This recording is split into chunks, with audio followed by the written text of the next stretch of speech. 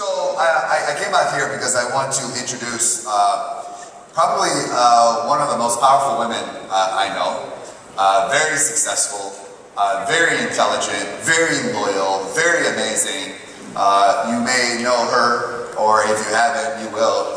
I predict she's going to be one of the great speeches over this next 4 days. And you know, behind every great man, Vickis, there's an even greater woman, Sally. She's a brand in herself. She's always there. So please give a big round of applause to one of the most powerful women I know, Miss Sally Forbes, everyone.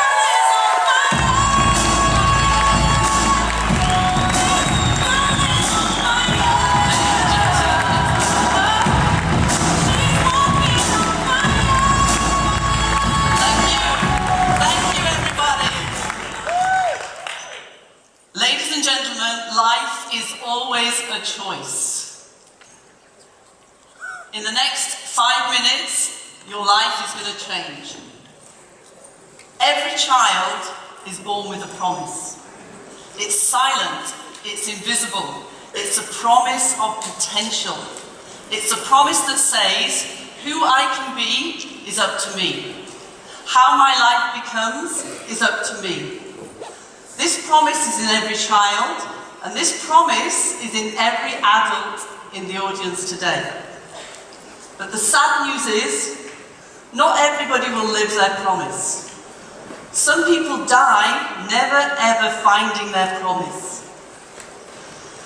You are the author of your own life. You are writing your story in every moment of the day. And the question is, what does life really mean? Are we all so busy being busy that we forget to find our promise? That we forget to look inwards? That we forget to know what is our potential?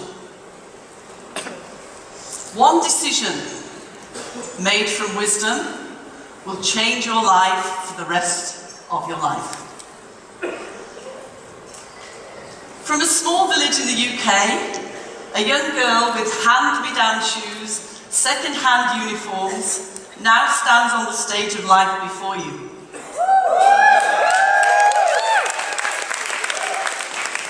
This young girl is also a very successful businesswoman, an author. I have written 8 books, and I'm a business and success coach. If I can do it, so can you. Now, I used my intelligence. That was my way out. I applied myself, I was determined, I was disciplined, I was dedicated, and I rose up through the corporate ladder. And I became an executive with 400 staff reporting to me. I was a female executive in an all-male world. And I had 400 staff who were taking $1 million a week. I worked for a company called Boots. It's a huge pharmaceutical company in the UK. Now, Boots decided to expand internationally. They wanted to go to Asia, they wanted to open stores in Thailand. And they said, Sally, we want you in Thailand. Life gave me an opportunity and I said yes. I put up my hand and I said, I'm going to go to Thailand. We opened 70 stores in 3 years. It was fast-paced, we were giving people jobs, we were employing people. It was tremendous. The externals of life were phenomenal. And I was on a high. And then Boots said to me one day, Sally, we want you to come back to England. We want you to downsize the corporate company. Now, those of you that work in the corporate world, you know what this means. It means you make thousands of people redundant. So I had to go back to the UK. My work permit depended on it. But every morning when I woke up, my heart was dying. I just knew this wasn't my job. So life is a choice. I decided after 18 years in senior management, I would walk away and I'd quit my job. Because I knew I wasn't following my potential. I knew it wasn't what I wanted to do with my life. I had fallen in love with Asia.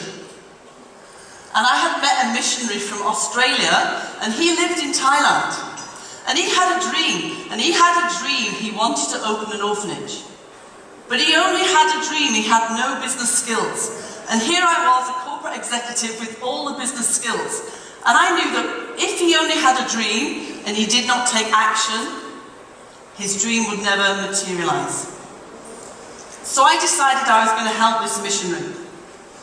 And I applied my business knowledge, and very soon we had built the land. We bought the land, we built the well, and we had built our first building in Thailand. We opened an orphanage. So I went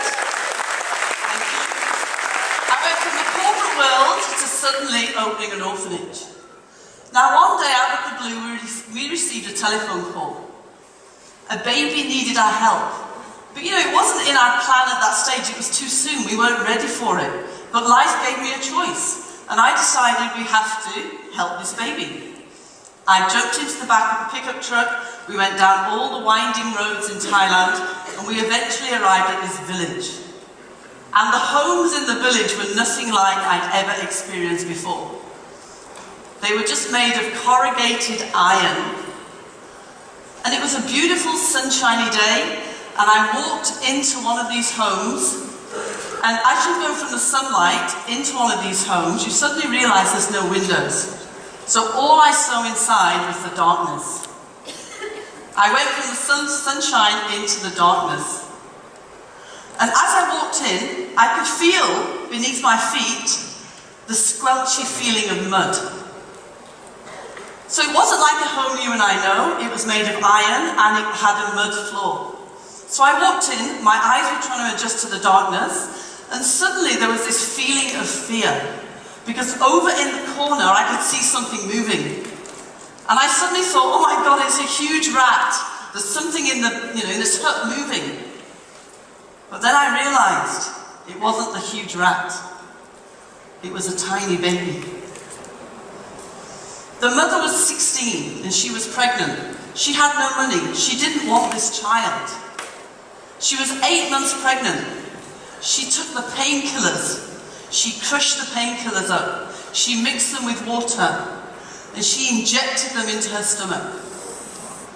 She wanted to abort this child. But miraculously, the baby lived. She gave birth prematurely and the baby survived. She possessed no furniture. The hut was there, and the only piece of furniture she had was a mattress. And during the day, she taped this child to the mattress, and she went out about her work. So I walked over to this corner, and I picked up this poor baby, and I held it in my arms. And I was still in the darkness. And I thought, this feels really strange, because I had this tiny baby in my arms, and it was almost like the skin of the baby was moving. And I knew I had to take this baby outside. So I walked out from the darkness into the sunshine. And that is when my life changed. I looked down, and this tiny baby, 1 month premature, was covered from his feet to his head in black ants. I brushed the ants off quickly. They were biting. And when I looked down, I realized that this baby was bitten from his feet all the way to his head. He had bright red bites. He was screaming in pain, and when he opened his eyes and looked at me, the whites of his eyes were bright green. The ants had crawled and bitten the whites of his eyes. The mother had gone to work. She had taped the child to the mattress. This baby stood no chance. The ants came out of the mud, they crawled on the mattress, they crawled on the baby, they were biting his skin and they bit his eyes. Straight away we went to the hospital. Not 1, not 2, but 3 injections later, the doctor told me, this child is going to die. Give up on the child, he's going to die. But you know, life is a choice. I chose not to listen to the doctor. I chose not to live in fear. I chose you have to live in love. And I took care of that baby.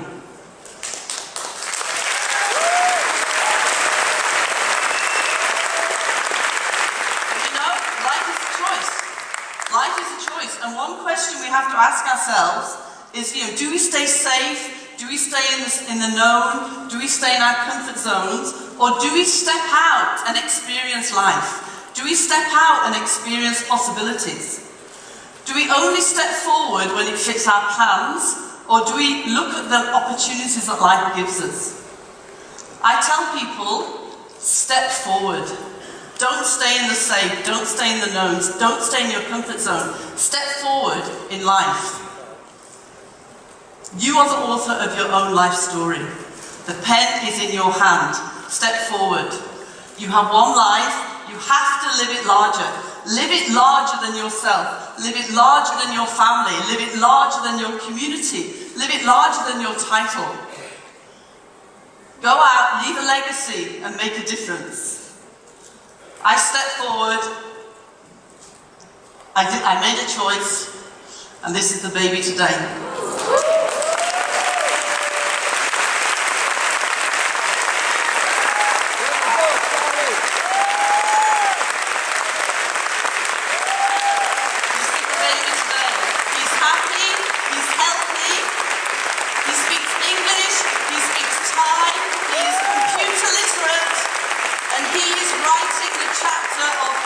Life story.